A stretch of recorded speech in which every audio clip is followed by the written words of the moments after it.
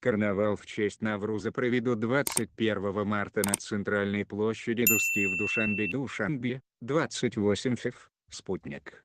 Впервые в Душанбе в честь международного праздника Навруз пройдет праздничный карнавал. Как планируется, карнавал будет проведен 21 марта на центральной площади Дусти. В мероприятии примут участие порядка 3000 человек.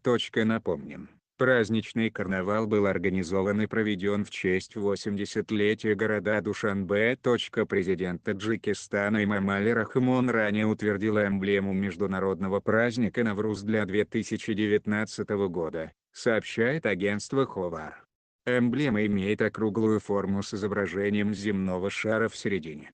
С двух сторон его обрамляют государственный флаг и вестники весны, суманак, ласточка, узоры вышивки как символ народных ремесел, а также радуга с надписью «Навруз 2019» на таджикском языке. Илтимос канал Радазгирикунитон. Подписку не забудьте, пожалуйста. День проводятся спортивные соревнования, школьные олимпиады, выставки.